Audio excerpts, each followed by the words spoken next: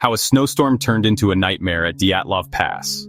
Picture this. 9 friends, all fit, all laughing, zipped into a tent on a wind-lashed Ural slope. One heartbeat later, a slab of snow the size of a city bus decides to say hello. They don't scream. They can't. They cut their way out barefoot and run for the trees. The footprints they leave will keep conspiracy theorists awake for 63 years. Tonight, we'll give the mountain its voice back. It's January 1959. The Union of Soviet Socialist Republics is racing Sputniks overhead, but down here, on the shoulder of a hill called 1079, 9 students just want to pass their hiking certification and get back to campus for pancakes. Spoiler, the mountain has other plans. Meet the group. Igor Dyatlov, age 23, is the kind of guy who can repair a stove with a spoon and still make it look cool. With him, Zina, the level-headed radio whiz, Lyuda, the quiet one who sketches peaks in the margins of her diary, Sasha, the prankster, Yuri K. and Yuri D., forever bickering over whose turn it is to melt snow, Rustam, who brought his mandolin, Georgie, who swears he once outran a wolf, and Nick Thibault, the French-born engineer who pronounces vodka like poetry. They've got compasses, film rolls, and a month's worth of salami optimism. A cut in the snow. The slope looks sleepy. About 23 degrees, nothing a seasoned skier would blink at. But they want a flat floor to sleep on, so they dig a neat rectangle into the hillside. Each shovelful makes a tiny tick sound in the snowpack. Below the surface, buried like a secret, sits depth whore, sugar snow, fragile as meringue. They're sculpting their own trap and don't even know it. Wind, weight, and the weight. Night drops like a theater curtain. Katabatic winds, imagine rivers of cold air, slide down from the opposite ridge and stack fresh snow on the slope above the tent. 5 inches, then 8. The slab thickens quietly, like someone adding blankets to a bed already sagging. At 8:30 p.m., a dull whoomp rolls under the snow. Nothing moves yet. The release, 11:15 p.m., a hairline crack shoots sideways, then downhill. The slab, only 50 feet wide but heavier than a freight car, lets go. It doesn't roar, it exhales. The tent floor buckles, snow punches straight through the canvas. Someone yells something that gets swallowed mid-word. They have 2 choices, stay and suffocate or slash out and run. Knives flash downward. They spill onto the slope, half-dressed, lungs already burning like they've inhaled glass.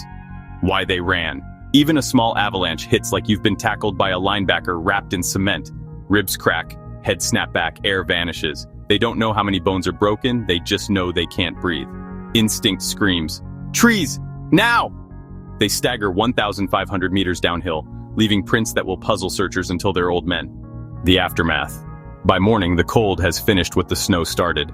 5 bodies lie near the tree line, some barefoot, one clutching a branch like it might keep him tethered to life. 2 months later, a spring thaw reveals the other 4 under 16 feet of drift. Injuries read like a battlefield report, crushed chests, fractured skulls, 1 tongue missing. Newspapers will call it inexplicable for decades. The mountain just calls it gravity. Debunking the noise. Radiation on a jacket? Old lantern mantle.